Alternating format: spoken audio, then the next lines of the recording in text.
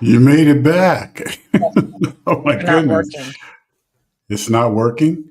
So I said some of my settings aren't working. Let me see. Okay. Hey, everybody. We're here. Oh, we're live. We're live.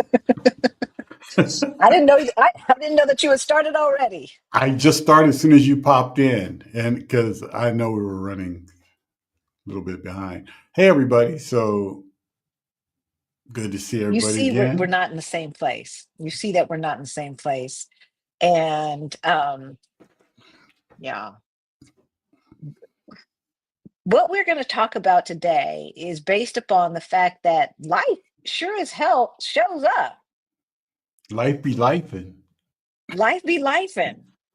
So first, I want to give a shout out to all of our utopians. Hey, y'all.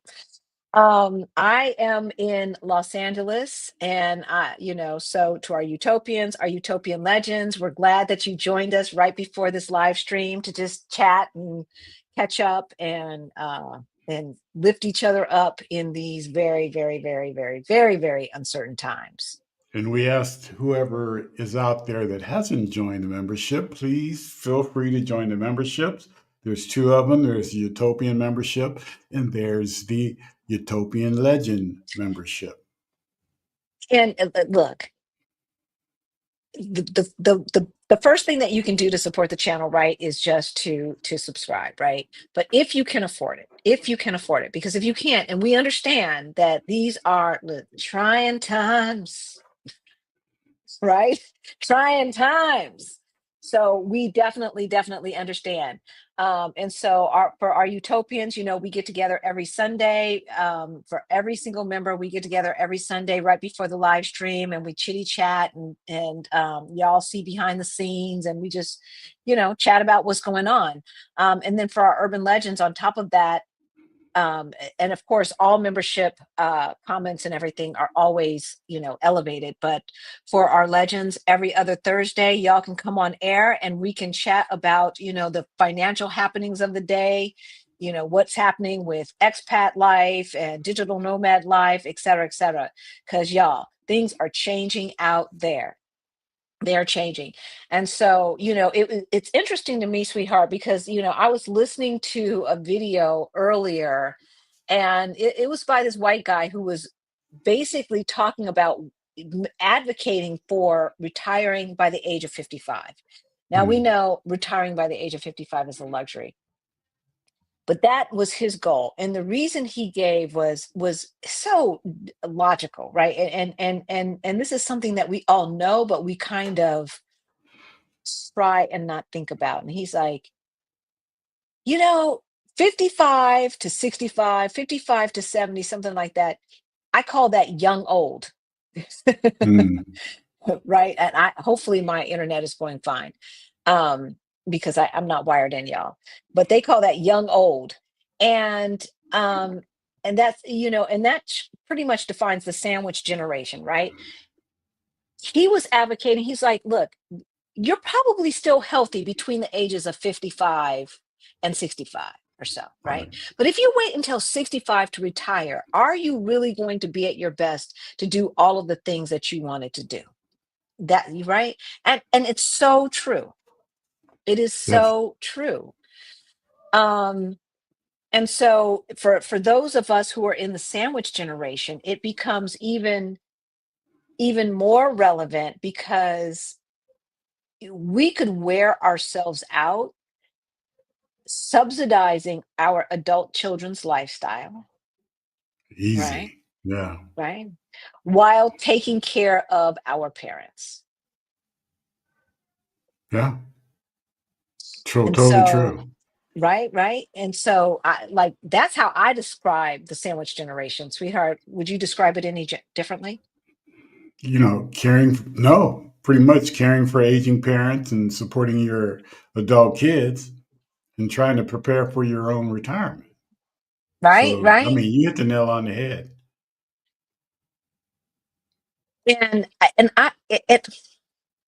I don't want to sound selfish, y'all. I don't want to sound selfish, but it feels like neither group, parents nor adult kids, really appreciate what we're going through. Like our parents are like, you owe us this. And it's like, but you could have prepared better for your retirement.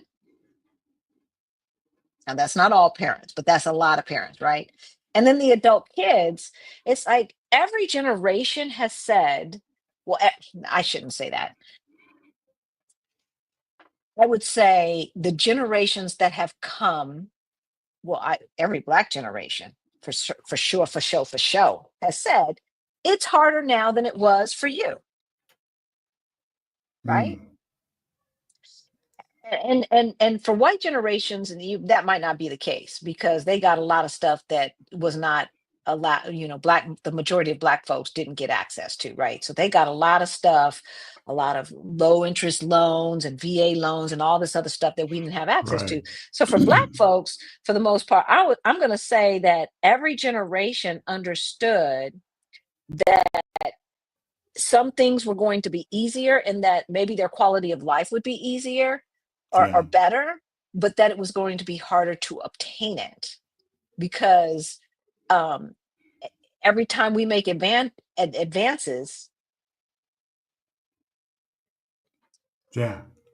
the power structure rises up to They pull us keep back, moving the goalposts. They keep moving the goalposts. They don't right? make it easy Right? for you. Right. Yeah. Exactly. And the reason So why when, this stuff is important, why this topic is important, is because of rising costs. I mean, it ain't getting no cheaper out there. The cost and caregiving pressures, as you know, yep, we're facing right now. You being in LA, having to deal with different things, and but it's something we have to deal with. And yep, the yep. political climate is insane. And, and the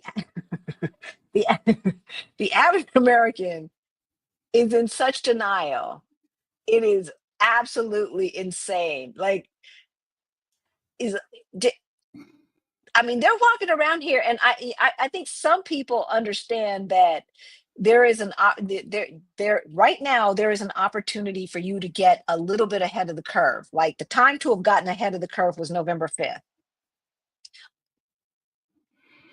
Okay. 1990, 2000. But okay, so let's at least say November 5th, 2024.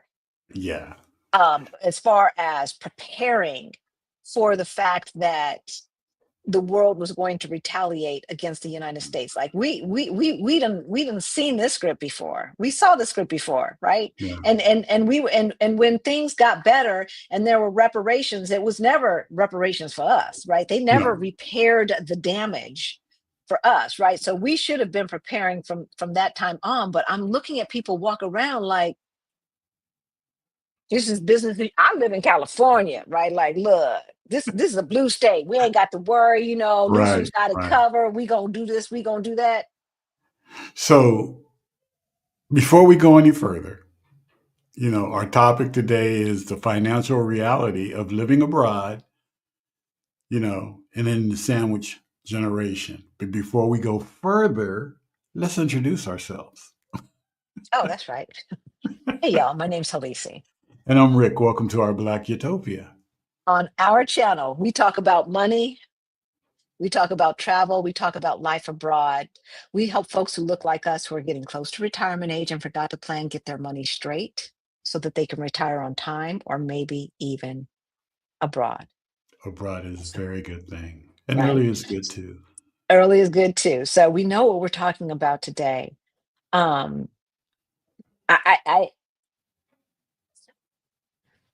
I think that there needs to be a higher sense of urgency amongst our community. That's what I think. I think there needs to be a higher sense of urgency because it doesn't feel like folks are meeting the moment. Like it's easy to say that the elected officials and this and that and the other, they're not meeting the moment, but I don't know if we're meeting the moment. And so, for those of you who are very new to our channel, then you might not know. Back in 2018, Rick and I look. We got a wake up call. We got a wake up call during the first time that the melon felon was in office, right? And we looked at our money, and it looked crazy. But Totally we got insane our brain. there's It's crazy. a little bit of a delay, but we got our financial act together and we went from negative 22,000 to over 1.1 million in net worth. Now, here's the interesting part about that. With what is going on in America, will we be saying, 7 months from now, we went from negative 22,000 to $700,000 net worth, right? Because the value of the dollar has been declining so precipitously since he has done what he has been doing with tariffs. That is crazy. Like Rick and I have lost 12% of our wealth since Liberation Day. Do you feel liberated, sweetheart? No, I don't. I don't feel I don't feel liberated either. I do not feel liberated either. So all right. So let's start with the reason why we're talking about this, as y'all know, last Wednesday, I got a call at like midnight, and which I guess was Thursday, technically, right? But I hadn't Technically. gone to sleep yet, so it was still Wednesday as far as I was concerned. And I got a call from the hospital where my dad was at, and I knew he was in the hospital, but the thing that he was in the hospital for was kind of like something that happens every 6 months. And he's just got to go get it taken care of, and then he's fine for a while. But this time was not that case, and so I got a call, and I had to make a decision on what to do within a very short amount of time when I didn't know if I would ever see my dad alive again. And so there were some financial decisions that had to be made uh, really in the middle of the night, right?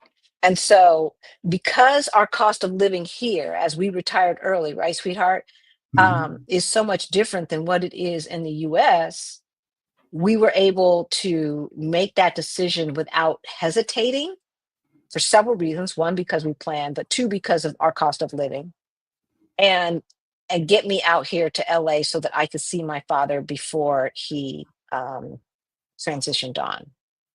And he has not transitioned on yet. But he is 87 and he's in precarious position right now. So all the well wishes that we've gotten, if I haven't thanked you personally, I'm thanking you right now. We Thank really, you really, very really do much. appreciate it. Yes. But it's true. Like I look at the cost of living, sweetheart, that we have in Portugal, because I just, while I'm dealing with all of this, the bill still got to be paid, Yeah, they right? do. The bill still got to be paid. So we just paid our where are we? May? We just paid our May. May rent and then our April um utilities. Yeah, because they come a month later, right? So our April utilities, and all in, it was under $1,500.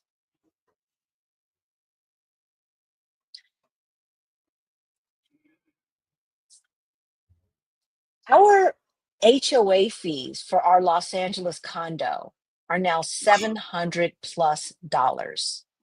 Just the HOA fees. Is that not crazy? Like, is it just me? Is it just me, or is that crazy? $700 plus.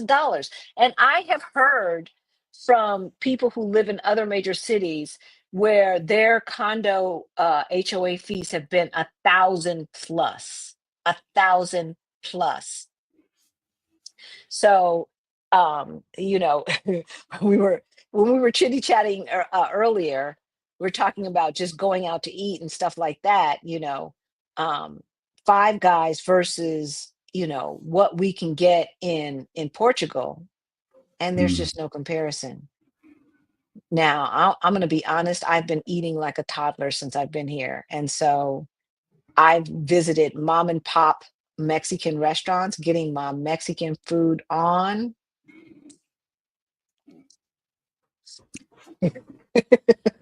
Because it's so hard to find in Portugal. Um, and so I haven't been paying them prices, because the last time I was out here and I got Popeyes, I want to say for some wings and fries, it was like $15. And maybe some little soda came with it or something. I don't know. I don't drink soda, so maybe that came with it. I don't know. $15. Mm. $15. And so at the Mexican restaurant, we got full meal and this and that and the other, and good food, real food, homemade, definitely homemade, for that same $15. But it was a whole meal, not like some wings and some fries. I'm Right, talking about right. rice and beans and tacos and the chips and salsa, which come standard at Mexican restaurants in Southern California. And I'm so spoiled by that, right? You got to pay for it in Portugal. But still, the cost of living in the United States compared to like a Portugal, a Mexico, or a Panama, can we even compare? No, no, you can't. We can't compare. But here's the thing, y'all. When you're thinking about where to move abroad, you've got to think about the currency exchange when you're doing your budgeting. So when we originally budgeted for Portugal, the exchange rate was about a 3% difference, a 0% to 3%, 4% difference. So what does that mean? For every euro, sometimes we would get, 95 cents, 94 cents, 96 cents, 97 cents, sometimes a dollar two. Sometimes it would cost like a dollar two or a dollar 10 to get 1 euro. But when we first moved Hmm. here, it was about even, right? Yes, it was. Yes. So 1 euro equaled $1. Sometimes 1 euro equaled uh 98 cents, or no, the other way around, a dollar two. So there was a time where the dollar was more valuable than the euro. Very short period of time. Usually it's somewhere between 95 and 99 cents. Now it's 80 some cents. Yeah. Last I looked, it was 87 cents. So when you're thinking about where to move, you need to think about the changing dynamics on where the power lies. Where the power lies, which currencies are stable even amongst the chaos, which are stable, and then which ones are at least going up. Where you don't want to do is move to some place where the currency is moving, or the dollar is moving down in relationship to the currency.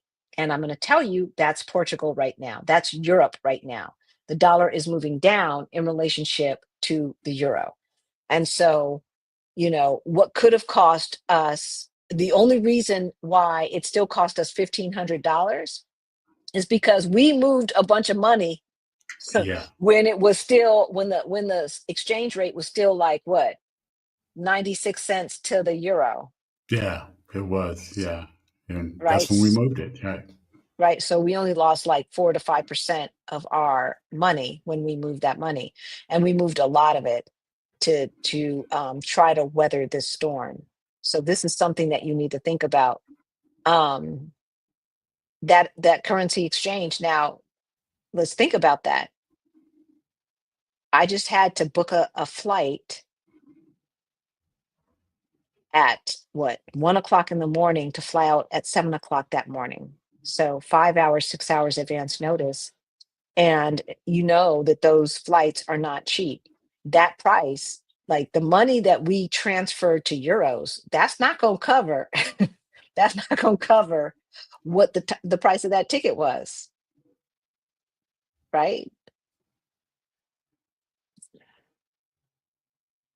We paid for that ticket, using a credit card, which we will have to pay in dollars. Hmm. And so these are the things that you need to think about when you're talking about moving abroad, Oh, yeah. Amongst other things. amongst other things. And we're going to get to that because, so we talked about rising costs. We talked about caregiving pressures. We talked about the political climate. We talked about the cost of living abroad versus U.S.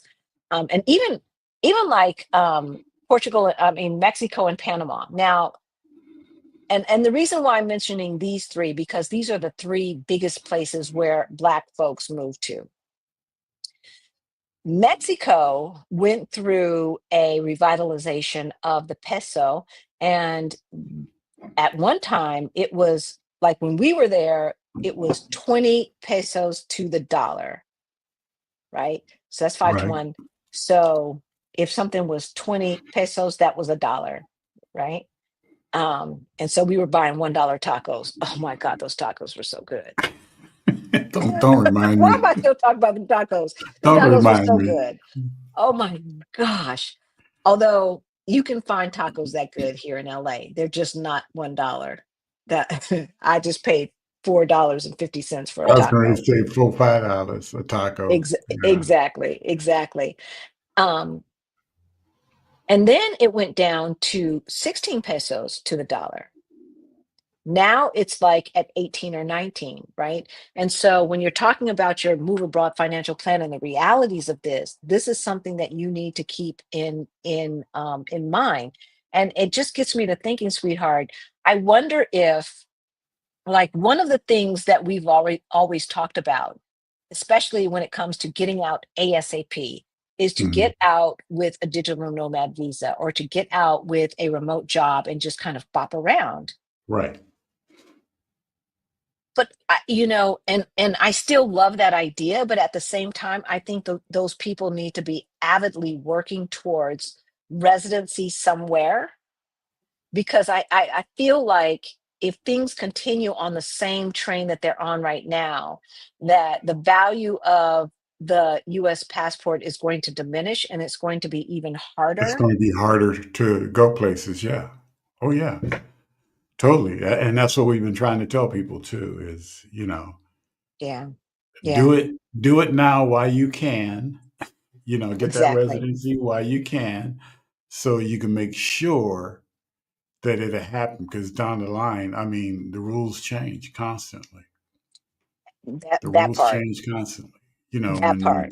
When places like Singapore and other places say, well, we're not going to trade with the US no more. We're not A lot of places aren't counting on the United States anymore for anything. They don't want to because of what's going on in Washington. So, Exactly. you know, different things. I mean, you got hidden costs, when you move to different places. You got the visa costs, insurance, shipping, taxes, all that kind of stuff. So, you got to be mindful of that kind of stuff. And Yeah, and yeah. a lot of times doing it last minute, you don't want to be surprised. You don't want to be surprised because the sticker shock can be, ugh. Yeah, and then the other part of that is, and I'm marking people's questions. Y'all know the drill. Let me put the banner up. If you have a question or comment that you would like shown on air, then put a Q in front of it, and I'm going through. Obviously, members' comments get priority, um, but we will show everybody some love. Obviously, wait. Okay, they don't want those shown.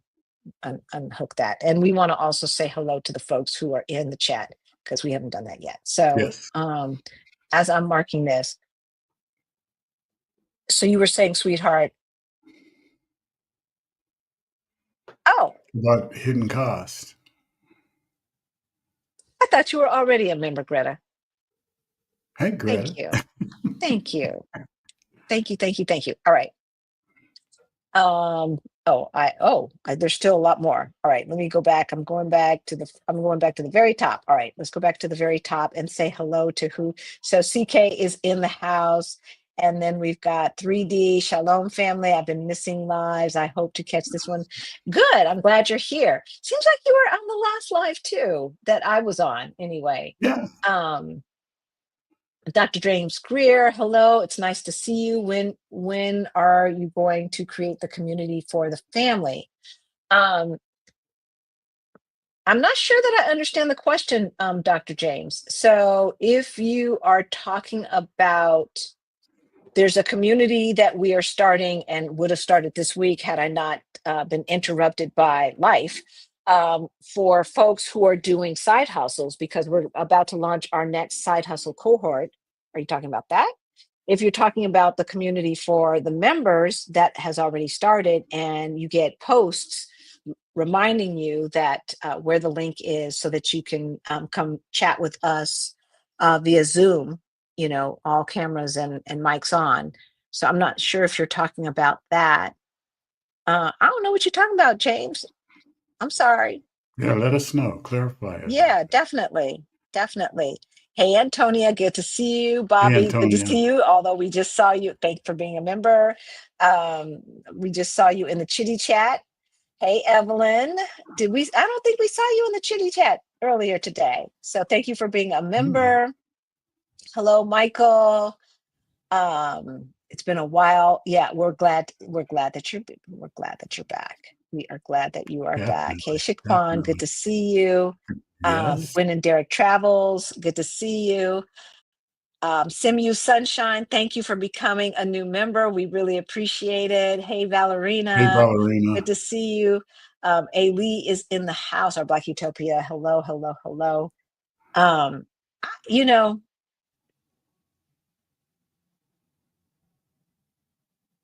it we are pretty resilient. We are resilient people. And so I want, even though we talk reality, we talk about the reality of what we're going to have to deal with under this regime, right?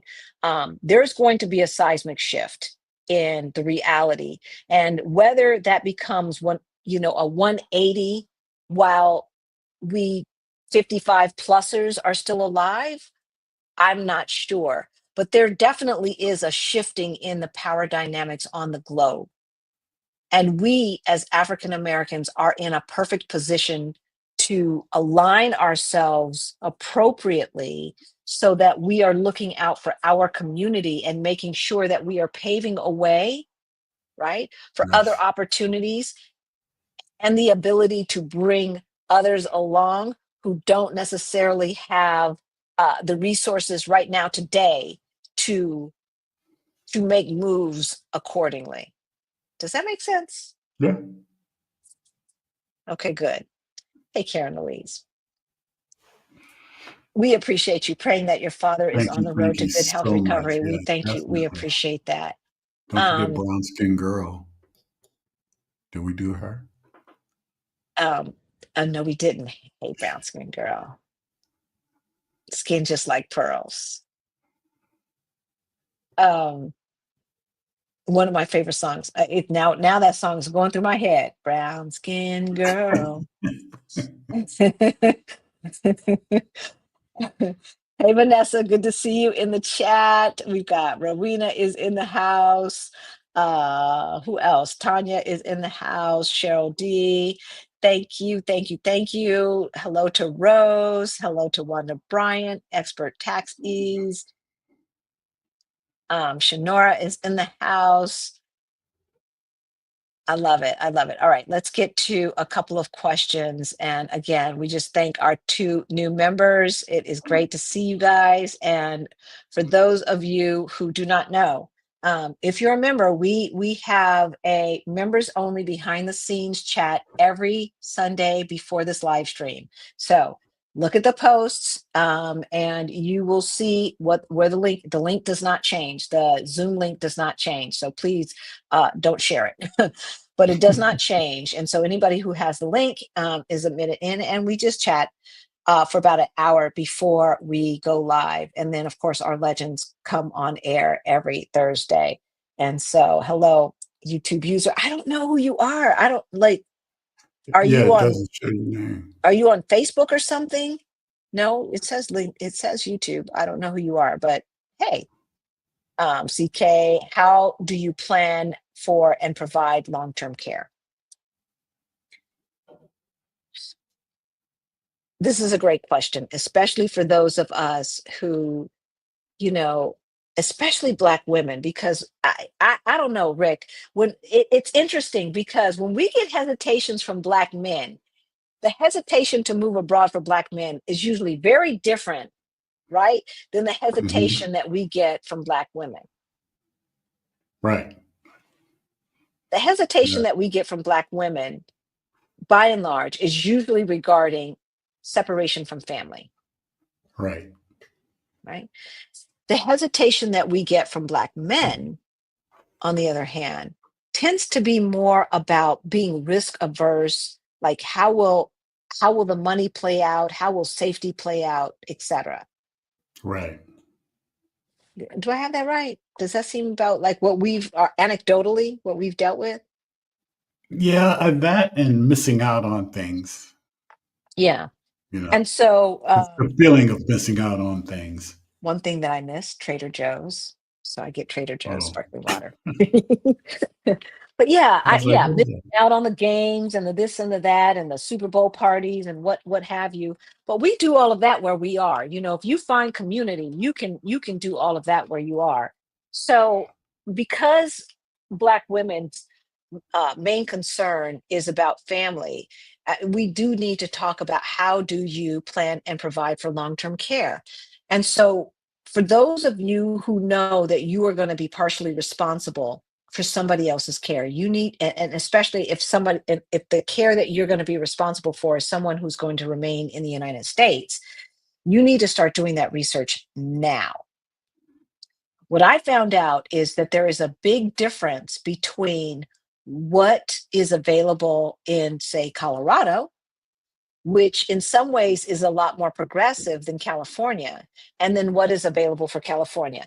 And the main reason is because California has been a blue state, a weird kind of blue state, but a blue state for a lot longer than Colorado has. And so Colorado has put a lot of things into its um, constitution, which are very hard to get rid of.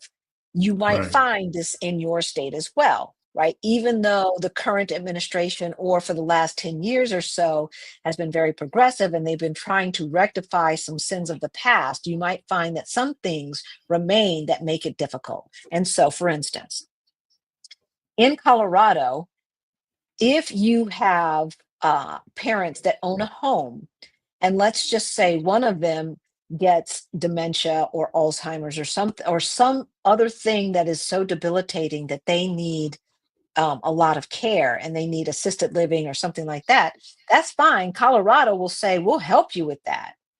But if you own a house and your spouse is in that, we'll allow your spouse to live To live live in there. the house until she or he passes away. But after that, we gonna want our money back. So you ain't passing that house. You are not passing that house on to your kids. That's what's not gonna happen. No, you're gonna pay us back for helping you take care of your loved ones. And so let's just say the state racked up $300,000 in care. Like they could say whatever they want. How do we even know? I did not get far enough to even figure out how they figured out Right. how much we would owe the state. Because to me, let's just say grandpa costs 300,000, grandpa's house after grandma dies is worth 1 million. How they gonna get that house? And they just get that extra 700,000? Because even if you want to add interest onto the 300,000, it ain't gonna be no million necessarily.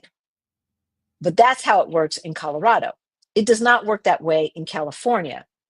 And so I found it, that we got better uh, assistance here in California. So what you need to do, I tell that story to say, what you need to do is to figure out, based upon your family's history, what kind of assisted living your parents may need.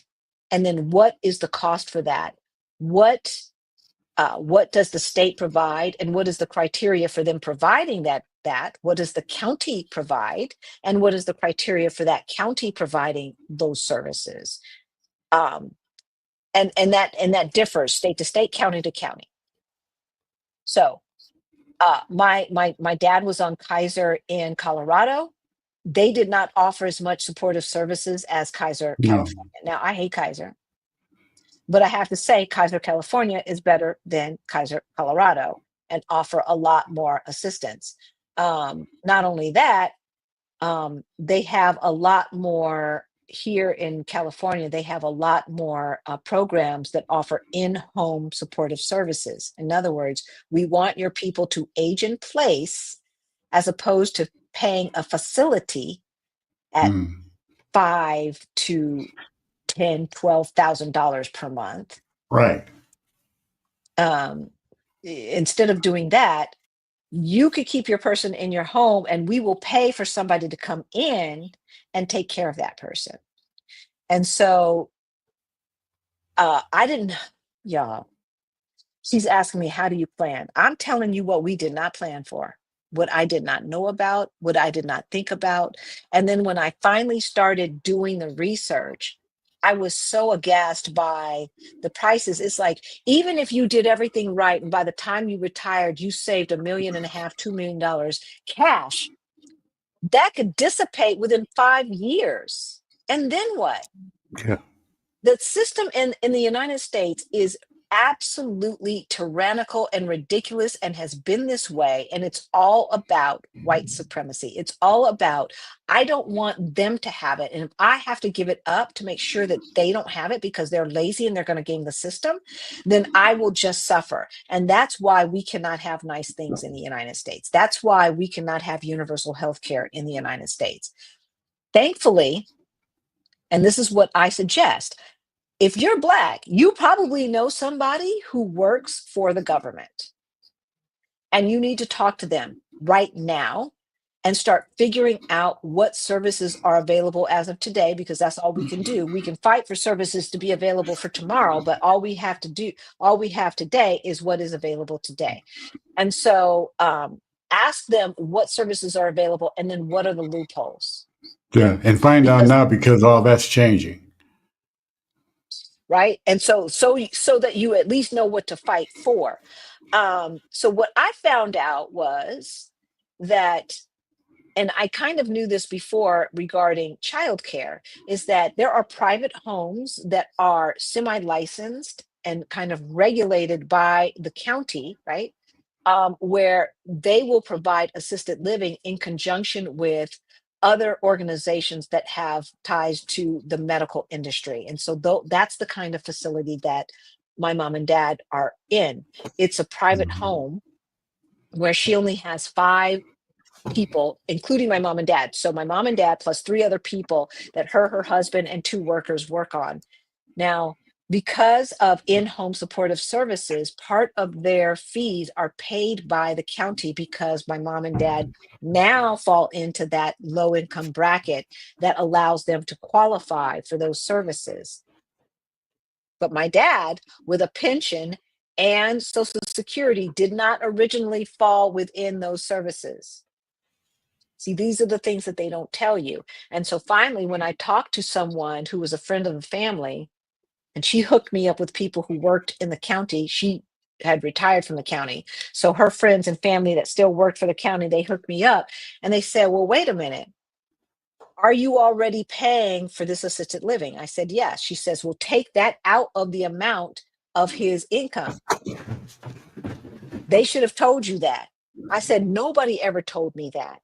They looked at his pension, they looked at his Social Security and said, he does not qualify. He makes $150 too much. And I'm thinking, but if you make $150 too much, doesn't mean that you can afford $4,000. Right. So, okay, if it costs 4,000, then I will pay the 150 and you pay the 3,000, 850 or whatever. Yeah, I think that's right, right? 3,850. I'll pay the 150. And then the facility gets the 4,000. How come at 150 I get nothing? Like, it doesn't make sense. But this is how a lot of the systems work. But what I did not know, and then she said, so if he's got dementia, who takes care of his bills? I said, I take care of his bills. She says, and where is his money going? I said, it's going into his account. She says, why is it going into his account when you are the one taking care of his bills? So I changed where his money went. It was harder to change Social Security, but his pension, easily enough. I just had to show him the power of attorney. I changed that and had it being deposited into my account so that I could use that money easily to pay his bills. And so with those two actions, which are totally legal, I was able to have him qualify for help. And the same with my mom. Well, my mom, she never did stuff right, so she didn't have as much of a pension or anything like that that my dad had. But in any event, none of that would have been possible. And the thing about it was, I know that this was so obscure that I had people calling me from other assisted living saying, "How did you do that? How did you get your parents qualified when they made a little bit or received a little bit too much?" And the thing about it is, it's like, so these rules are on the website, but who can find them? Hmm. Who can find them? So our suggestion is that you find folks that you know. If you know, BB and them knows, Keisha, and Keisha's been working for the county for 12 years. Hook, have them hook you up Somebody with knows Keisha. somebody. Somebody knows Right? somebody. Have them hook you up with Keisha. Because I tell you, had my family not hooked me up with this person, I can't even tell you where we would be right now. For real, for real, for real. So, um, so do your research now to see how much it's going to cost, and then add in what you think. Like, if your parents are not even there yet, maybe they're 5 years away, maybe 10 years away in your mind, hopefully longer than that, whatever have you. Start adding in what you think the inflation is going to be for that time. And that's how you can plan. I started taking my dad's money and putting it aside in another, column, so that that would be set aside for his well-being, for whatever, whether it is end of life, preparations or what have you. So, yeah. All right. Um,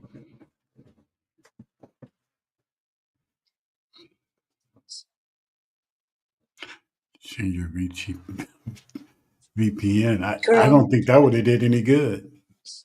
when I was so distraught at and tired at 1:30, 2 o'clock in the morning, that I know, I, first of all, I'm never on the United States VPN. Well, I can't say never. I'm rarely on United States VPN. So I know that at least it was on Portugal. Um, but I was so distraught and just wore out and tired. And I knew that I hadn't packed or anything. I literally had 5 hours to book the ticket and pack. So no, I wasn't trying to go that deep in finding a ticket. Is it best to pay advance rent to avoid the loss of USD fluctuations? No, I would say it is best to move the money into the currency that you are going to be paying rent for, and hopefully be able to put some of that money into some kind of interest bearing account that can make you money, as opposed to giving it to the landlord and having the landlord make money off of your money. Right. So when we transferred a year to a year and a half's worth of living expenses over to euro, I didn't just turn around and then give that money to our landlord. Oh, hell no. Hell no. And the other thing is what if we want to move and he's got our money? Now we got to have that discuss. Right. No. And he probably done already spent it. No. No, no, ma'am, no, sir. No, ma'am, no, sir. I think the best thing is just to move the money to the currency, as opposed to paying your rent in advance. Now, if you live in a place like we have a lease, so he can only raise the rent every year. And he can only raise the rent because we live in Portugal, and because there's rent control, basically federal rent control. They don't call it rent control, but that's how we would look at it and frame it. Right, sweetheart? Would you call it Right. anything else? Right. No, that's So it. The law is that they can only raise the rent by the inflation amount. They don't have to do that, but if they want to do it, they can only raise it by the inflation amount that the federal government has dictated is the inflation amount. So that's like a layman's terms of what their rules are. And so if they say that inflation has been 2.5%, then landlords are allowed to raise their rent 2.5% at the 1 year mark of the lease, even if it's a 3 to 5 to 10 year lease. Because honey, they want you to pay a 10 year lease. Oh They want yeah, you to be in a 10 year lease they'll here. take it with 10-year lease. Yeah, for real, for real. They're like, like in America, it's like burn and turn, get them out of there so you can raise that rent for the next person. They don't think they're just like, I want stability. Can I just have stability, please? That's what they talk about here, right?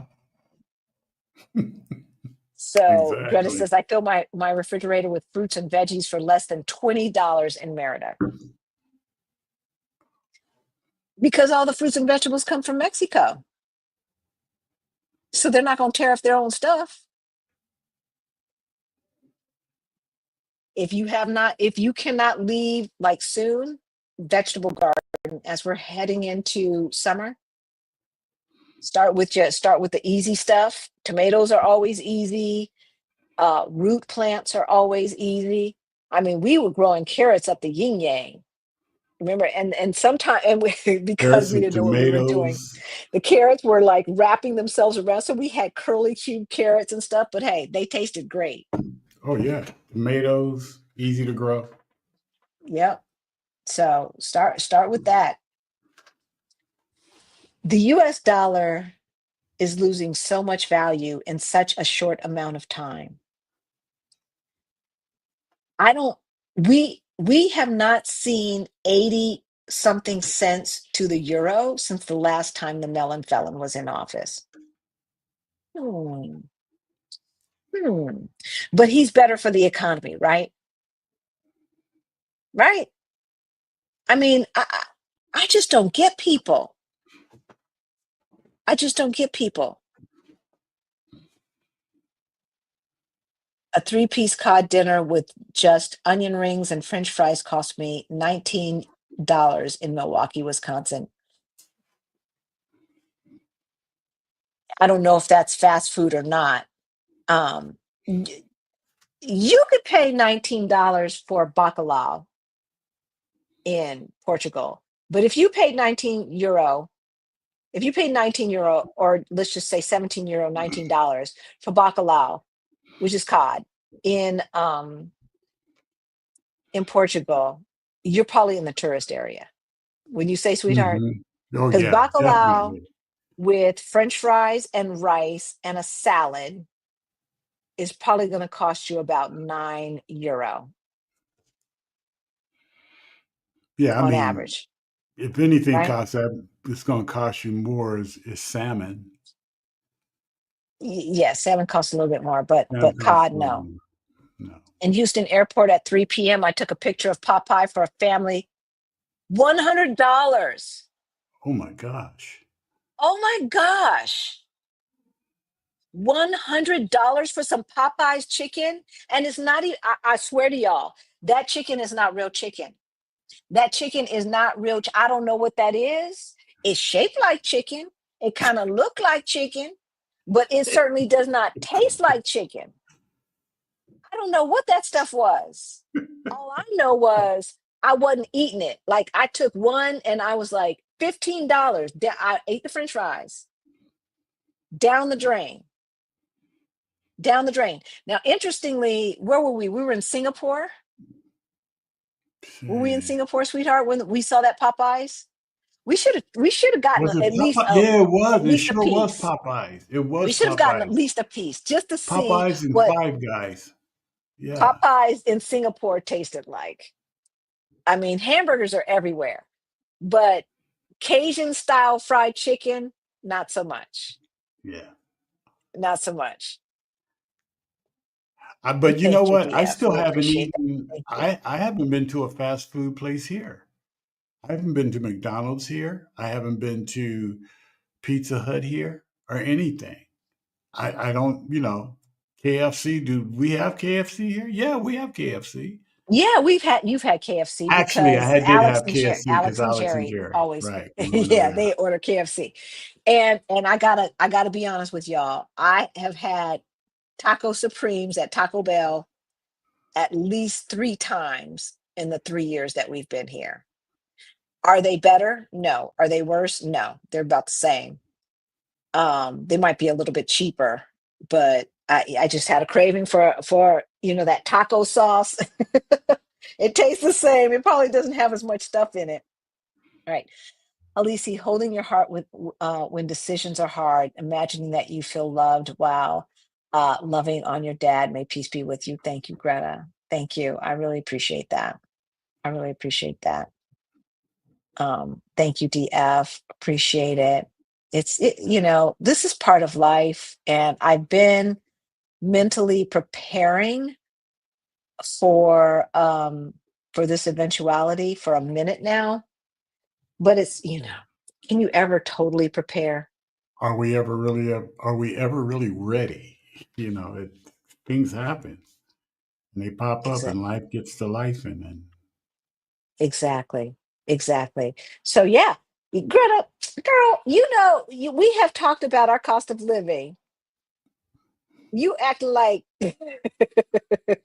yeah, it's still just 1,500. As a matter of fact, I paid our utilities and our rent yesterday, late because of what's going on. Usually I'm Johnny on the spot. As soon as he sends it, I do it. Um, and it was like 1,400. It might, you know what? As a matter of fact, it might still be up on my calculator. Let's see. Yep, this was our bills.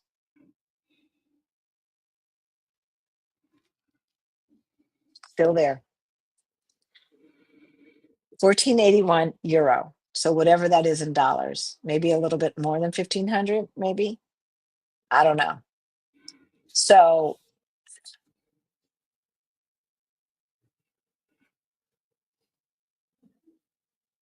liberated from my money. I don't want you to be liberated from your money. Maybe I missed it. Maybe I missed the thing. People have their heads in the sand. They really do. They really do, y'all. I don't want utopians. Whether you are a utopian member or you're just a utopian by love, I don't want our community to be naive about what's going on right now if you are a United States citizen. Now I didn't listen to ORJ to Our Rich Journey's latest video talking about considering giving up citizenship.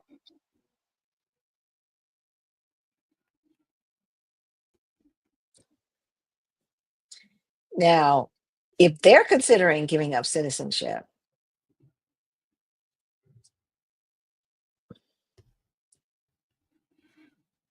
Hmm. I think they're right. Something like I said, I have not looked at the video yet, so I don't know what they're saying. But one thing that I do know is that one, they are now eligible to start the citizenship in Portugal Citizenship. process. Hmm. And technically, they have bought so much real estate that they, had Portugal been doing the golden visa the right way, they would have qualified. But they didn't do it the right way. They did it the fast and expedient way to get in lots of money really fast with no guardrails. So that, which is why they don't have it anymore. But I have to say, you cannot denounce citizenship until you belong to another country, until you Yeah, have a passport you got to have somewhere to for be. exactly. And so I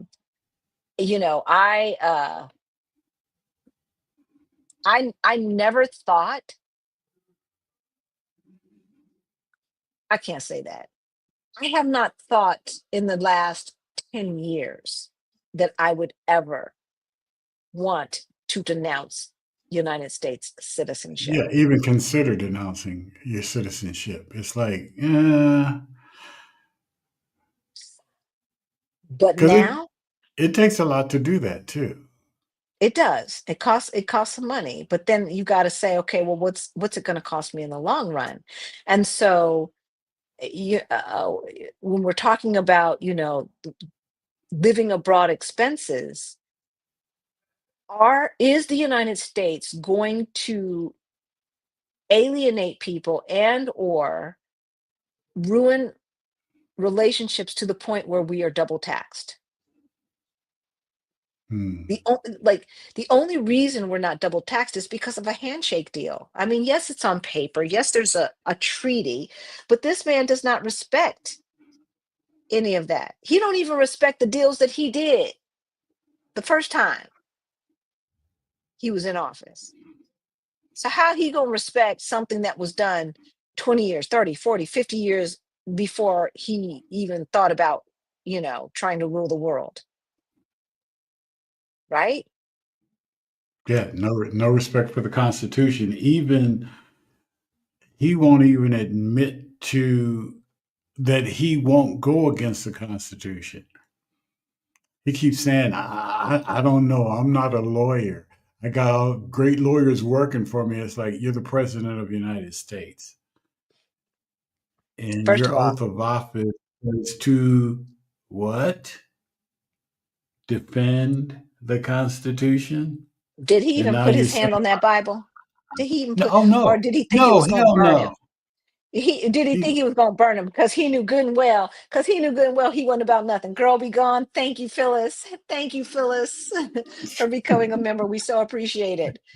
Um, that man, that man did not take an oath to do shit. He might have said some words. and he'd probably bring it up like that too. I never took an oath. I never put my hand on. I didn't promise nothing. I didn't put my hand on the Bible. Because he's acting like he didn't. He's Hmm. acting like he didn't. And I like, who was I talking to? Oh, I was talking to somebody here, because here we don't get out of our bubble.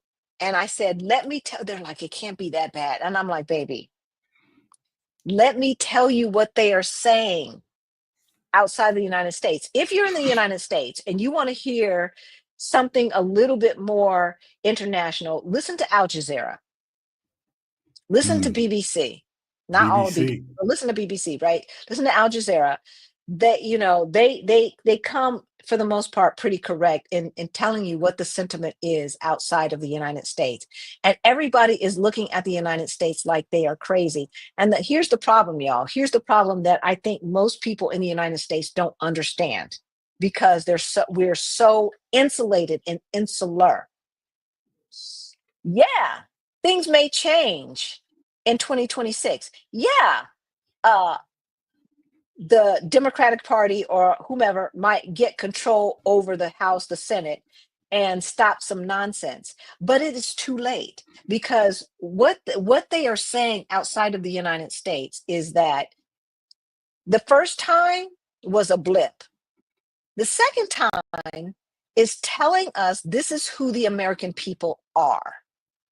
And it does not really matter if he does not get a third term. It does not really matter if the Democrats take over the House and the Senate in 2026, and maybe even the White House in 2028, because we cannot trust that the dumb ass American people, mostly white folks, and let's throw the Latinos in there too. We cannot trust that they will not put in Trump 2.0, 3.0 in 3032. That's what they're saying outside of the United States. So our reputation in the United States is toast. And it is going to take more than one or two cycles to get past that. It's going to take a lot of cycles. And so in the meantime, in between time, what is happening to the treaties that are going on? Are people going to start washing their hands of the United States? Are they going to start saying, okay, like, because here, let's keep it real, these digital nomad visas and all of these visas that is so easy for Americans to qualify for, we may be put in the same camp as some of those quote unquote third world countries. Hmm. And so that is the concern.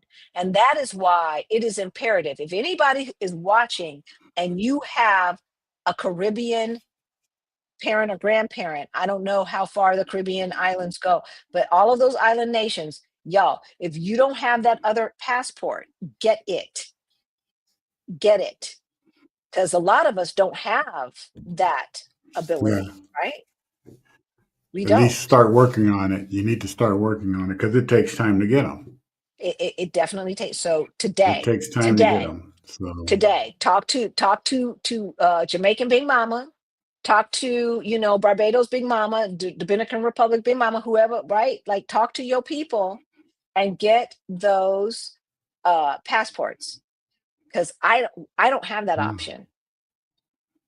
Rick and his so-called Irish great grandfather. hey, you know. But Don't, if I we can don't, get a passport, like if you can prove that your great grandfather really was Irish, I believe that Ireland is still going back to great grandparents. Now, Italy was, but then that changed in the last month. yeah, But that I think changed. Ireland is still on the list for great grandparents, sweetheart. So Hey, I'll kiss the look at Blarney Stone. look at your ancestry.com and see if you can get that passport. Y'all, we're not kidding. We are not kidding. All right, we've got so much more to talk about, but all right. So when I talk about senior adulting, it's this notion that like we have to be our parents, even though our Hmm. parents still believe that I mean, they are our parents, but they still believe that they have the same capabilities that they've always had to be our parents. And that's just not the case. And so you're dealing with, people who are fighting you, helping them, because I've been doing this for 78 years. And now you gonna tell me, you know how they do. I've been grown for, you know how they do. And then at the same time, you've got adult kids who want to do what they want to do and take your money at the same time, even though they're doing things that you don't agree with. So that's senior adulting in my world. And and showing tough love on both sides, right? Tough love with our adult kids, that like you cannot have it both ways. If you want me to subsidize your lifestyle, then that comes with some conditions. And mommy and daddy love you, but you had my parents had every opportunity to plan effectively for this time of their life. They really did. Now, I know that that's not true with every parent that is of the silent generation. Um, but my parents, because they migrated from the South to California when they were little bitty kiddos, right? And grew up in Southern California. They've had opportunities that may not have been available to Black folks all across the nation.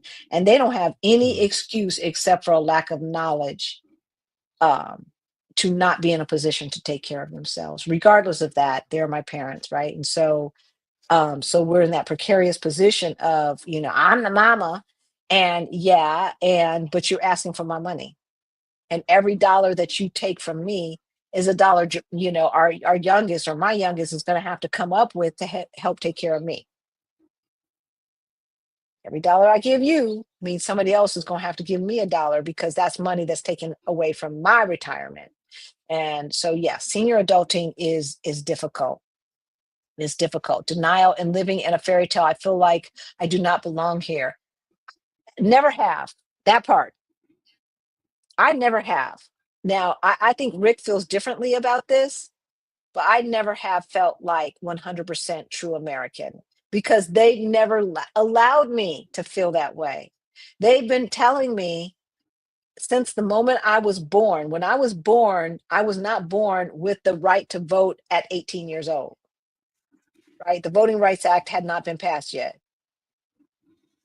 And so when people want to act like this stuff is so far in the past, it's like, but yeah, but when I was born, I was not born with the right to vote when I became an adult. Neither were you, right, Rick? Hmm. No. I wasn't. Americans don't have a sense of urgency about what this regime is doing. Once again, Dennis, we love you and we Thank you, thank you. Dennis. And we thank you every week. Dennis is on point with donating to our community. Every single penny from our super thanks, super chat, all these donations, all of this money goes to our scholarship fund for Beyond the Bling. That is our financial freedom program for late bloomers. So Dennis writes, Americans don't have a sense of urgency about what this regime is doing. Faux show. The impacts aren't being felt yet, but they will. Like, Yeah. so my father is staying down. The hospital is down near the Los Angeles port that they keep talking about. And I'm wondering, like, where the traffic at? Where the traffic at? I'm not seeing the traffic. So the impacts aren't being felt yet. I expect that to change with that to change within the next few months or so. They think everything is everything.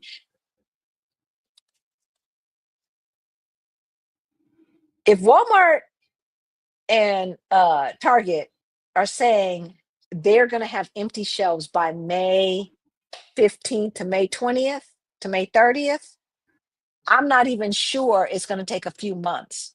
Dennis, what do you think, sweetheart? I listening and hearing them say the different things. If China has even all the imports that we depend on from China, or we get from China, if they've even stopped those shipments from coming, there's going to be shortages. There's going to be shortages. And yeah, all he can say is, well, instead of 30 baby dolls, I don't know where the hell he got that analogy from.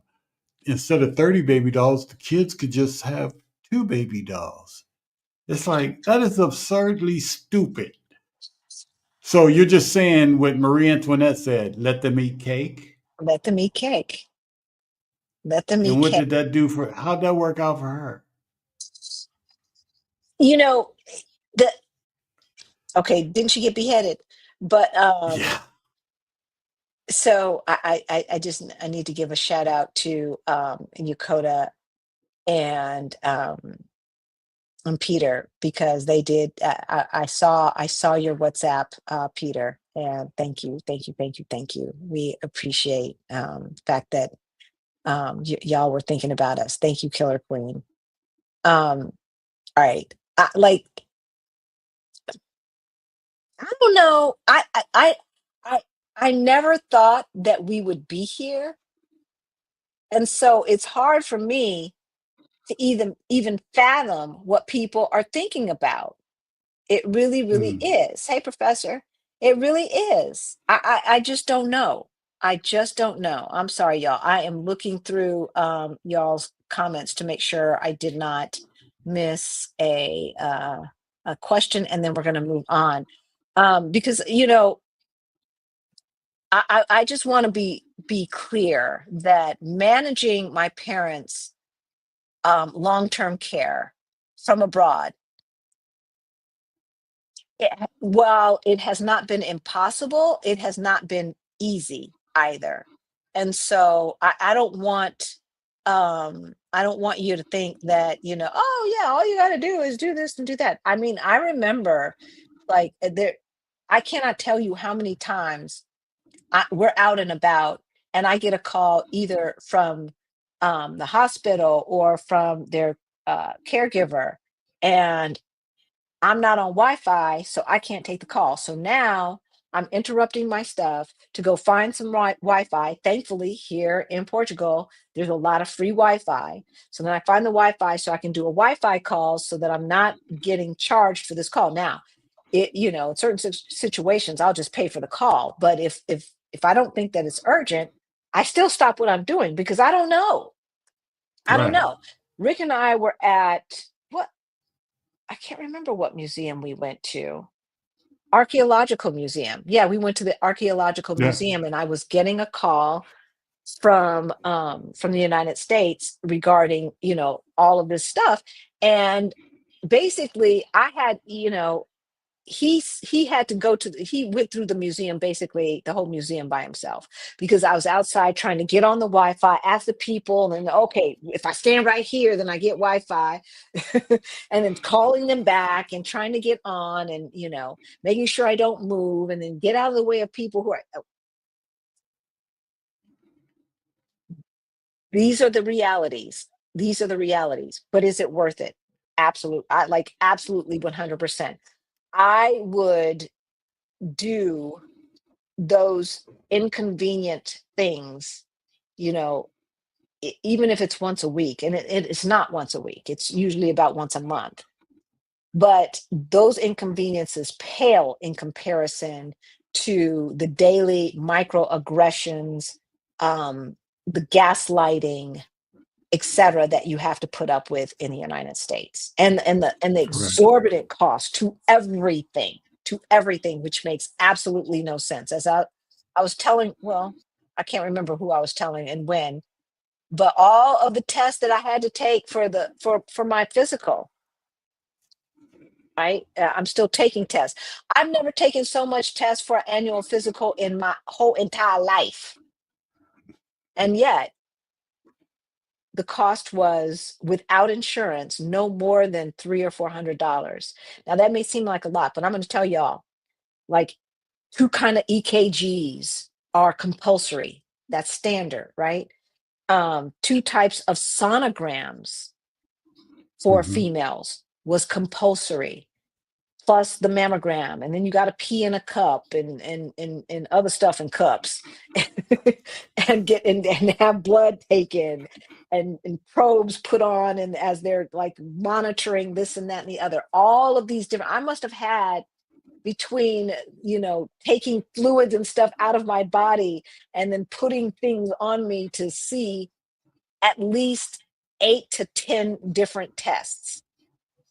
And I think at the end of the day, our portion was, maybe it was under 100 euro. That's with private insurance. But even I saw the price Hmm. without insurance, and still it was going to be Hmm. about only like 300 or something like that, right? Yeah, pretty much all you had to do is pay for the cup. It's right. And so, and so and so, yeah, I did have to pay for the cup. I think that was €1 50 or 50 cents. Yeah, Who knows? are they But that but much? I think it's under €1. Um, but so, like, when I compare that to having to, get interrupted during free time, to manage my parents' care, or to get online with the bureaucrats and stay on hold for 3 hours, that happens to 4 hours, 5 hours, because, even before Trump was doing what Trump is doing, some of these agencies, you would just be on hold forever if you called at the wrong time of the month. And so all of that has to be considered. But when I weigh that against our life outside of the United States, the peace of mind, I mean, just like, Rick was talking on Thursday, I'm sure, and we were talking to the Utopians earlier about the blackout that we had last Monday. And I just know, I wrote about this in our Substack, that if three contiguous countries had a simultaneous blackout, it would be the MF and purge here in the United States. It'd be the purge. Y'all know it. Y'all know it. But in Portugal, in Portugal, it was a party. Like, these people were like, I remember in Denver. In Denver, you don't really have that many snow days. Like, they don't believe in snow days in Colorado. They're like, we live in Colorado, you should expect snow. So Be, so be when used to it. right so when the kids would get, and the adults would get a snow day, right? People are making uh, s- snowmen and everything else out in the yard, while they're helping their neighbors shovel, and what. It was like a snow day in Portugal, right, sweetheart? Like, Yeah, yeah.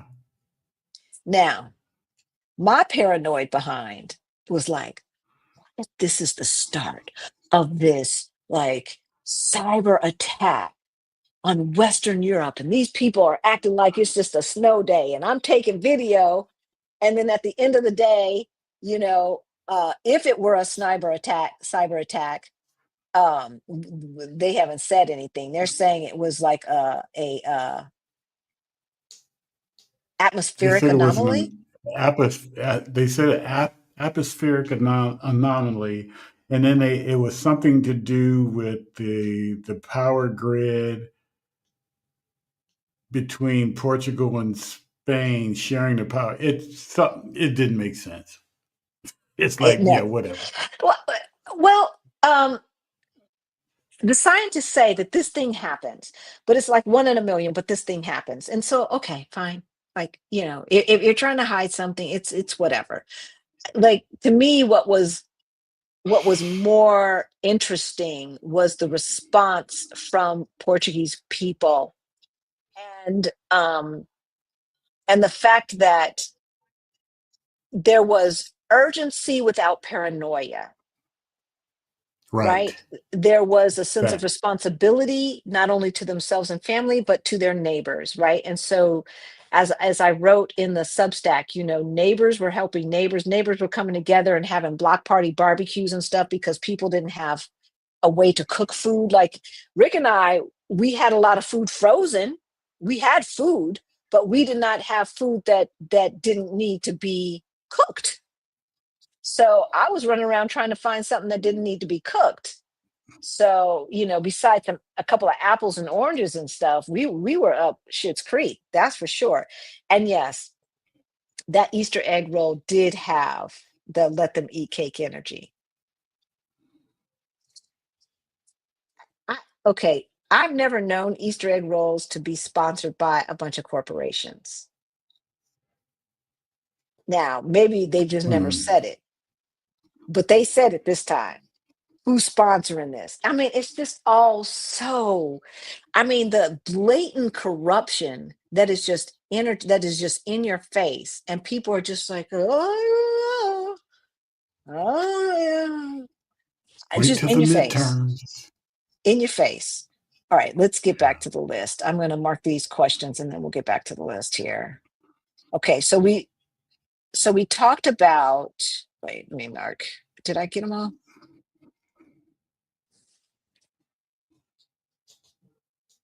See, it wasn't clickbait, Jess. Was it clickbait? I figured that they were not giving up anything as long as one of their daughters was going to school in America. But I tell you, just the fact I never would have thought I would have even heard that as a clickbait type of thing from Christina Naman.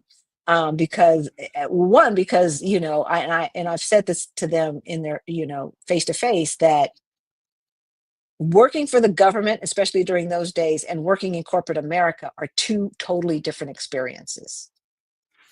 And the government tends to be less cutthroat, right? And so I can see being a lot more cynical if you've been Hmm. in the private sector than you might be if you've had federal government jobs for the majority of your career. So talking about the reality of the expense of living abroad, money, s- accessing, sending money, accessing money, etc.,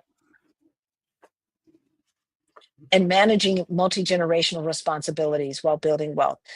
Here's the thing. One of the things that I don't think I appreciated, even though Adelia's on, Piggy Girl Travels You're the World coming is in and on. out. Okay, am I back? Am I back, y'all? Am I back? Can you hear me? I'm gonna keep You're talking. back. You're Okay, don't move a lot. Don't move a lot because it makes you freeze. okay. Like now you're So, froze. Okay, now you're good. s- so one of the things that Piggy Girl Travels Adelia was talking about back in the days when we were making this move is how you're going to access your money. And so that's when we started thinking about it and putting that plan together. One of the things that I did not appreciate is how much it cost. to move money and to put that into your budget, especially if your budget is tight. Now, I believe that at this point in time, if you like, we're on coast 5. And so, which means that while we don't necessarily have to save any more money, we have to not use the savings in order to make sure that we're okay in the future. All right. And so for anybody who's on coast 5 or less, I don't see how you navigate these next 10 years without a side hustle. For real, for real. For real, for real. Um, I was looking at, like, if I added up the amount of money that we spend transferring money, that could be $1,000 a year, depending on Mm-hmm. what you use to transfer money and how often you transfer money. Now, we're not going to have to pay that. Like, transferring from a Schwab or excuse me, or a Fidelity and transferring internationally is like $15. But then there's costs on the other side. So if you're transferring money every month, that can add up. That can add up. And then if you use something like Wise, they charge you depending upon how much money you transfer, which I don't like. So whereas it's a lot more convenient and a lot quicker, they charge a lot more. And so like the $30 or so that both of our banks combined charge, regardless of the amount, could be Mm-hmm. 300 if we were transferring tens of thousands of dollars through TransferWise. Now, I don't have TransferWise banking. I don't know if there's a difference in the fees for that. So um, so do your own research as far as that concerned. But just a general Wise account, I was looking at transferring $5,000 or $10,000 or something like that, and I looked at them fees and I was like, oh hell no. So And like somebody said, what if you're buying a home here and you're transferring money to do that and you're losing how much money? that part, So, that part, right? Like, because here, y'all got to remember, 3% loans are not a thing outside of America. That's the one thing that helped build the white middle class, is that 3% loan, that those FHA loans and VA loans and all of that. That really is not a thing outside of any place that I've researched. Is not. And as a matter of fact, fixed rate loans are not standard across the world. So if you are talking about even earnest money here is more like a deposit, has a lot more restrictions around it. And so it's not going to be your 3 to 5% earnest money. It's going to be like 10 to 30% of the purchase price. That part, right. that part. Um, some of the hidden costs, the one I think the biggest hidden cost that people think about last is taxes. Now, people say, okay, Western Europe has a tax scheme that's like 40%, and then they just stop the conversation right there. And Mm-hmm. yes and no, right, sweetheart? Like, yes and no. Yeah. They have, like, here in Portugal, they have a progressive tax system. I believe all of Western Europe has a progressive tax system, which means the more you make, the more you get taxed. The less you make, the less you get taxed. Okay, so that's what we mean by progressive, as opposed to regressive, which tax a bigger percentage for people who make less money and a smaller percentage of disposable income for people who make more money. That's more of a regressive tax. Sales tax tend to be regressive. Income tax for a country that's trying to do the right thing tend to be progressive. Progressive. For those who are self-employed, if you are working in America as a self-employed person, you may be paying the same amount in taxes and not getting free healthcare, because you have to pay the employer tax and the employee tax and the state tax and then the county or city tax, as well as the federal tax, both for employer and employee. So, and still you have out of control healthcare costs.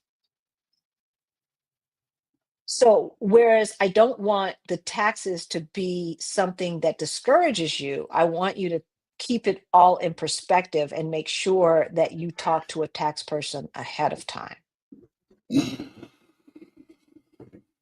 Does that make sense? Mhm. Okay. I I'm dealing with this Wi-Fi, y'all. So we're gonna wrap it up. We're gonna wrap it up. We talked about taxes, we talked about budgeting, we've talked about caring for aging parents, we talked about the rising costs and caregiver pressures. Um, we talked about sending money back home, especially if you're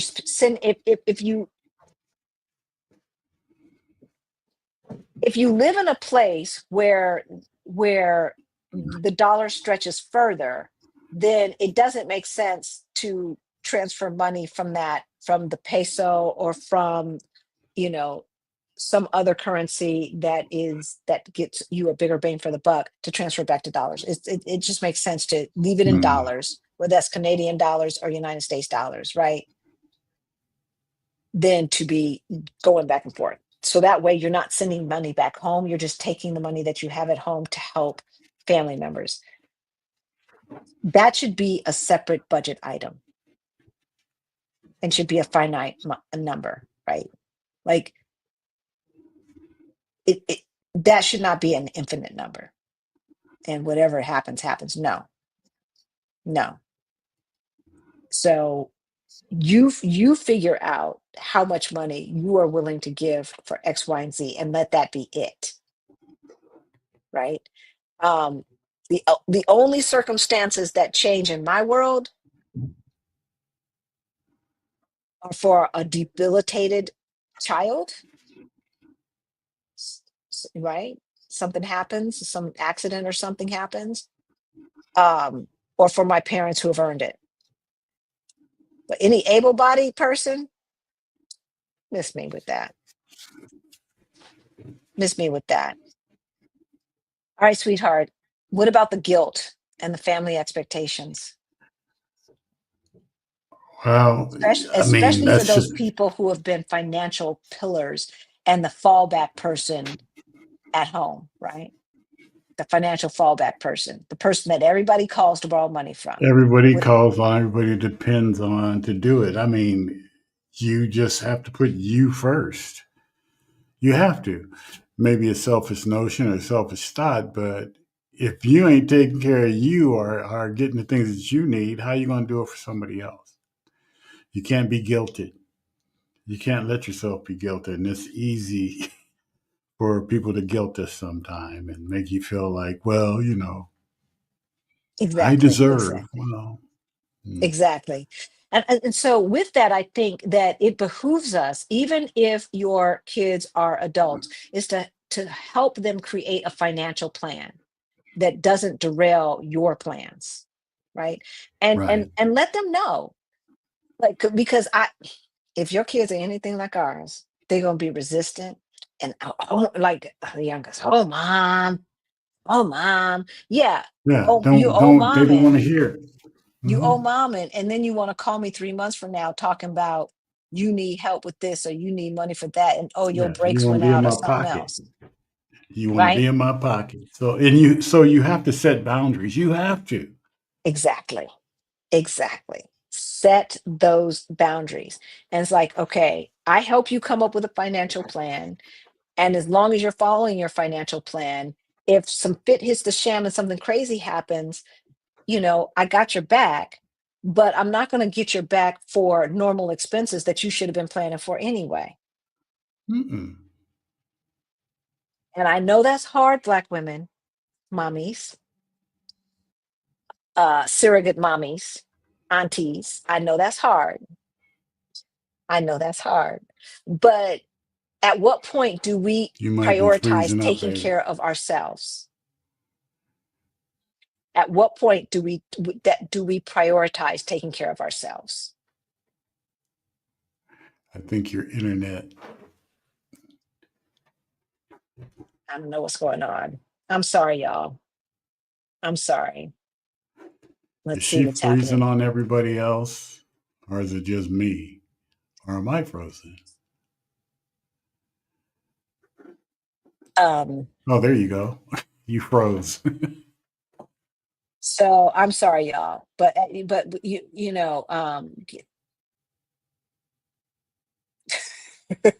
getting an MRI with supposedly good insurance felt like getting robbed in broad daylight, right?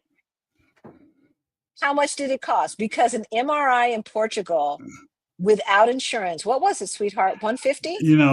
I can't remember exactly how much it was. No, it's been so long. I'd have to look at the paperwork. Yeah, It but I wasn't thought expensive. It wasn't expensive. no. I mean, not expensive is a relative term, but compared to what we would expect to pay in the United States, it I was think my nothing. I think my portion was 30 euro. Yeah, yeah, exactly. Exactly.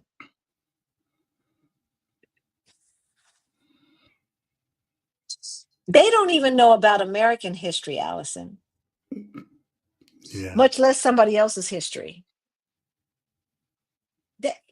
The, the amount of ignorance in the United States is appalling. And that's why the rest of the world does not trust us anymore. This is that's why the rest of the United States does not trust us anymore. How can I find out if my great grandparents were born in the US or in a foreign country if they don't live anymore and nobody seems to know from the family who is living? Now, Ailey, I was able to find out a lot of that stuff through Ancestry.com. Now, most libraries have the paid version of Ancestry.com. And so if you go to your library and log into your account through your library, you can find out, you can see the census reports and everything else for everybody who is in your family. And so I found the census reports for my great great grandfather who was literate. So that was lovely to know. And who else lived in their house? I saw his signature and everything else. Oh, everybody lived in his house, and then everybody from there down. Mm. So, and it gives that information. So if you look at ancestry.com or probably some of the other ones as well, and check your library for those free access points, Yeah. Find your you free can find resources. out that information, where they were born, if they were citizens, ever citizens of the United States or not, et cetera, et cetera, et cetera.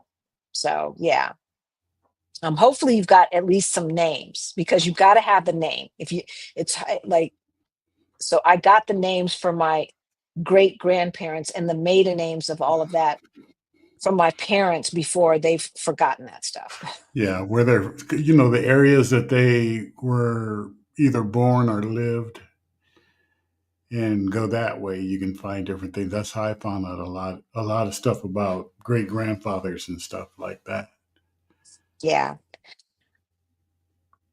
And then talking to my father when growing up, but half the time I don't know if he was telling the truth or not because he kind of Look, was inebriated.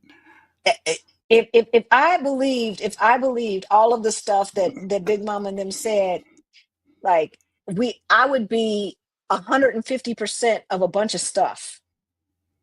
So you three-fourths Cherokee, and there's some Apache, and then we got some Creole, and African very rarely comes up, because they did a number on us, and we're ashamed Mhm. of where our people are from. So Yeah. you know I mean, on my anyway. grandmother's side, I have documentation, so of her great grandfather and stuff Okay. like that. Yeah. I look. I'm going to try to find every place that will allow from DNA, whatever, whatever, whatever, and to find that passport, because Rick and I are still three years plus, just over 3 years away from qualifying for a passport for Portugal.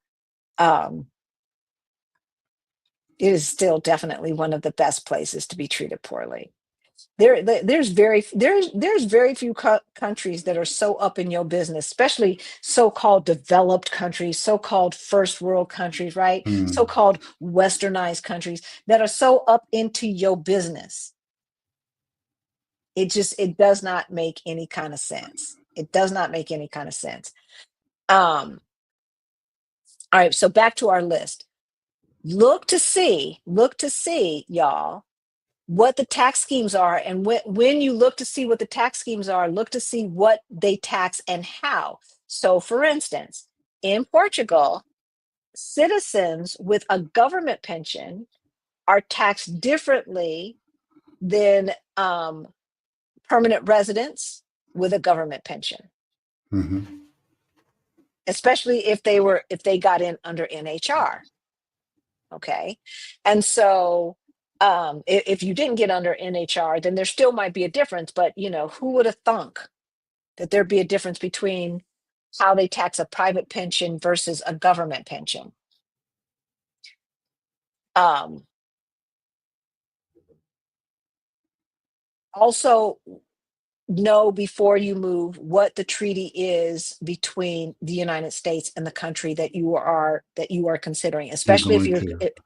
right. If you're not going to be a digital nomad, but you plan to get residency in this place, in a place where you're going to become a tax resident, excuse me, make sure that this is a place that has a treaty so that you're not double taxed. And then what that tax scheme is.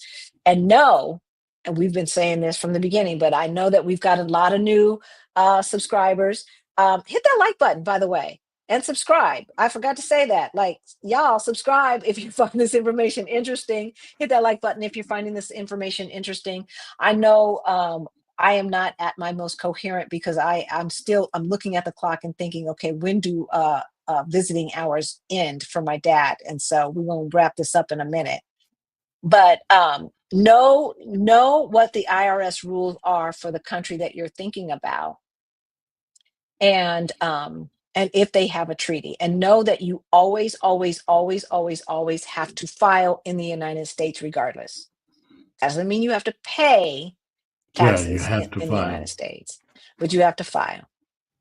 And then if you've got more than 10,000 in the bank for even 30 seconds, even 1 second in a foreign bank account, then you also have to file that FBAR report every year before April 15th. So we've already filed ours. And at the time, I don't even remember if we ever had more than 10,000 in the bank. But to me, it's like, why not just file it? Because it does not mean that we have to pay taxes on that money. We've already paid taxes on that money. Right. But it does mean that if we didn't ever have more than 10,000 in the bank for the past year, no harm, no foul.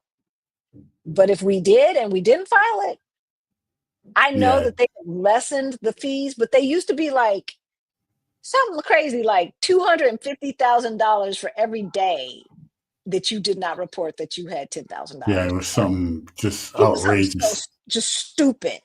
Like, I'm gonna ruin your life because you did not fill out this form because you must be a bad guy, right? Um, I will end with this, sweetheart, and then I don't know how much more, but this is very, very important and one of the things that we did not understand. So, for all of you who need or have a will, a trust, or any of these things in the United States, do not assume that that transfers to your new country. So, Right.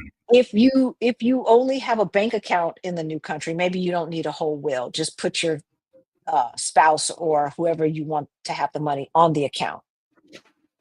But if you've got accounts and maybe some property or something like that, you need to get a new will and all of that stuff in the new country. That whatever is true in the United States or whatever your home country is does not necessarily transfer to your new country. And if it's Portugal, I can tell you right now, it does not It transfer. doesn't. No. It does not transfer. So trusts, care directives, and all of that stuff need to be redone. So you need to put that into your budget, that you need to hire an attorney and see what those costs are. And I would not just look online for the costs. I would get into the expat groups, because what an attorney is going to charge you who only deals with expats from abroad, and what an attorney will charge you who happens to speak English but helps everybody in their home country, is going to be very different. I remember these attorneys trying to charge us, like back in 2022, like $6,000 to $7,000 to get the visas and everything. Yes. And we paid a fraction of that. We paid a fraction of that. We paid a fraction of that and still had a paralegal look at our contract for our lease, and still paid a fraction of that. So no, there's an expat tax. But once you get into the know, right? Once you get into the know and you get into community and you find out where the normal pricing is, then that's when you will see your cost of living go down to the numbers that you see other people talking about. When we talk about $1,500 a month, of course, we signed a lease 3 years ago, but still, that's because there's been some maneuvering going on, right? It didn't start out like that. It started out still a lot cheaper than the United States, but it did not start out at 1,500. That's faux show. Anything else? No, Feel some of the stuff we free. talked about last Thursday too. So Yeah. So I think we're good. So we'll get to the last questions and we'll let you guys go. I, this community has been so supportive in phenomenal. what I've been Yeah. going through. And I just want to thank everybody. I just want to thank you all for all of the love and support, the text messages and everything else, the comments. In the comments, if you're watching from the future, hey, let us know where you're Hey, logging in from. The comments in the comments and the comments in the chat, both have been just so supportive, y'all. And even if we only get a chance to give you a thumbs up or a like, just know that it means the world. It really, really, really does. It really means the world to us. um Trying to maintain a business and deal with life as life shows up is not always easy. And so I gotta apologize in advance. We had 3 one-on-one coaching calls that we missed with this 24-hour travel thing that I've had to do. And so I've sent you all an email. Please reschedule, and know that we'll give you some extra time and all of that, just for your understanding. right. We definitely want to make sure that we honor that commitment. And so I just thank y'all. I thank y'all and I love y'all. That's all I've got. Thank you. Thank you. We love you. Yeah, yeah, definitely. If you're coming to the meetup June 16th and June 17th, I think basically the option to get t-shirts and stuff is closed, I think. I'm talking to our source, and so the last day was supposed to be April 30th. I think we extended it about another 24 to 48 hours. So if you want a t-shirt, if you want a tote bag or anything else and you're coming to the meetup, look in the chat, send us an email, tell us what you want. I'll try to get that order in. And then you still have to pay. Nobody has paid yet. I haven't sent that out, so don't worry about it. I haven't sent that out, and it was supposed to go out this week, but with everything going on, that just wasn't a priority. It just wasn't a priority. But know that we got you. If you need help getting your money straight, Beyond the Bling is our financial freedom program for late bloomers. And, that information is in the description below. We meet every second Saturday. So next weekend, we will meet. And maybe I'll be back in Portugal. Maybe I won't. We'll see what is happening with my dad. The plan is to be back in Portugal. So we'll see. But every second Saturday at noon Eastern time. What else, sweetheart? Fire Over 50 is our Facebook group. And I think that's it. I Yeah, think that's it. We that's love you pretty guys. much it. We love Definitely. you guys. I want to make sure we didn't miss any questions. We just thank you. And Oh, wait a minute. Miss Melanated, I tell people to look in their house and see how many things come from China. That part. yeah, definitely. Then look at what a tariff is. Hello. Didn't we learn that in school? Maybe then they will understand what the Grand Wizard and his minions are doing. Yeah. I like I think that they're trying to literally destroy America. I believe that they are all working for Putin. That's either they are wittingly, I don't know, wittingly working for Putin, or they are willingly working for Putin, because it doesn't make any sense.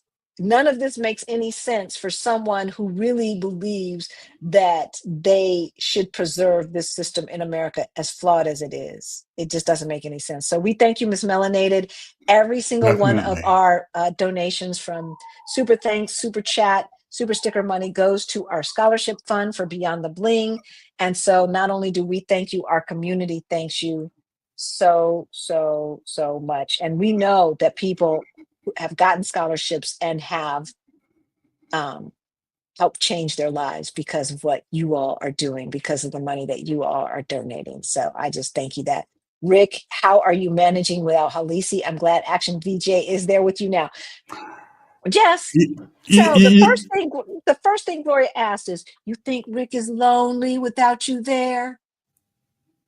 My biggest thing is I always have a hard time sleeping when she's not here. I just do because she's not here. So, but other than that, yeah, I can hang out. I'm going to hang out tomorrow for Cinco de Mayo with Action VJ will be there and friends here, a group of us here. Actually, we'll probably. I think Christina and Herman is supposed to be there too. So, because I was going to ask them about giving up their citizenship, but um, But the cat is out of the bag. the cat's out of the bag, so I don't have to do that. But yeah, so I'm okay. We got a community and we watch out for each other here too. So Yeah. everybody knows what's going on, and be everybody's. If you need anything, just let us know, or there's plenty to keep me busy. The, But la- yeah, I miss her. the last time I talked to Rick, well, I talked to him last night, but before that, he was on his way to a dinner party. He was on his way to a dinner party. And the Yeah, food was good too. yeah, don't act like he's suffering. But I do miss her. I miss you too, baby. I miss you too. I miss you too. Okay, so I wasn't freezing, so maybe it was you, sweetheart. So I should Really? have kept talking. Yeah. Oh, So someone asked about Social Security. And is it safe here in Portugal? Does Portugal tax American Social Security? So yes, they do, and yes, it's a they do. progressive tax. But I have to tell you, Writer Skater, with the write-offs and everything else that we had, we did not owe taxes here in Portugal last year. So we'll see what happens this time around.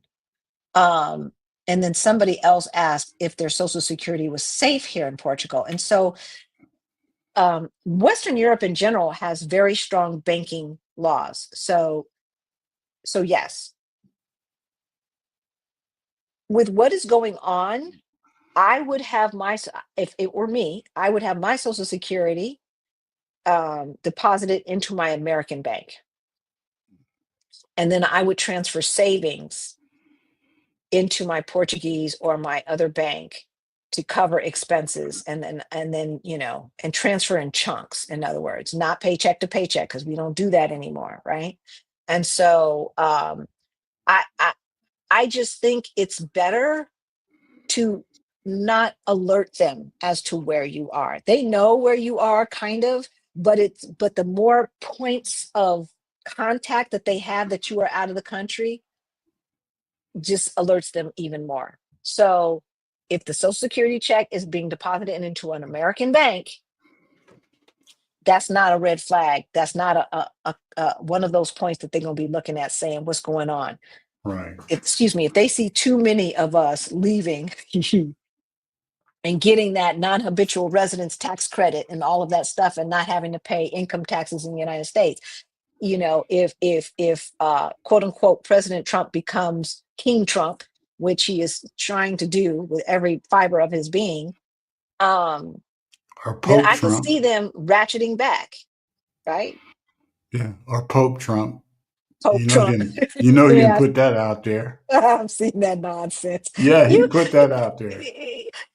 the melon felon cannot even mention a scripture. He could not even pull one scripture. Now all of us can pull Second Corinthians chapter 13, right? All of us who've been to a wedding can Or at what is it? least pull John up. 16:10? Something. So, well, If he you said watch he said football. that part, right? He said 2 Corinthians. He didn't even know it was Second Corinthians. Like everybody can do love is patient, love is kind, right? I mean, come on. He couldn't even do that. Yeah. So, like, it is just, it is flabbergasting how many people who thump on the Bible and shout hallelujah is talking about he's the second coming of Christ and all this other nonsense. All this other nonsense. It's like you are Hmm. not a Christian, and you gonna find out if there is any justice in this in the religiosity world. You look, you gonna show up at some gates and they're gonna say, no ma'am, no sir, I don't know you. I do not know you, right? Oh my goodness gracious. All right, y'all. We love you. We're gonna let you go. It has been 2 hours. Hopefully you got some things to think about when it comes to planning financially, because I'm going to tell you, between my aunt passing away in February unexpectedly, my dad, like it wasn't expected to happen this time, but he is 87, um so in that February, March, April, May, like these past 3 months, that was an unexpected nearly $4,000 spent in travel and whatnot. So there is no reason not to be prepared for what is inevitable, right? And these kinds of things are inevitable, even if they're not expected at that time. So every dollar should have a job, right? Every dollar should have a job. So have money set aside for these things where you know that you're gonna have to be back in your home country, and there's no way that you cannot be, right? Have money Hmm. set aside for that and plan in advance. And I think that's the biggest takeaway from what I've been going through. And I just thank God that I did not have to stress about how we could afford to send me back here to make sure that these doctors were doing everything possible to save my dad's life, if that's what's supposed to happen, right?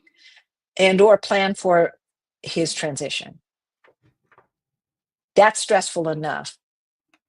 And it would have been even more stressful if I had to say, okay, now how are we going to make this work? Where's the money going to come from? And this is that and the other. No, we didn't have to do that because we already had money set aside for these kinds of eventualities. So with that, we love you. If you find this information uh, informative, et cetera, please smash that like button, and we will see you on Thursday. Thursday I short. might not. Yeah, for our Thursday short, I think I might be back in Portugal. I might not. We'll see. We'll see. Love you. Love you. Bye.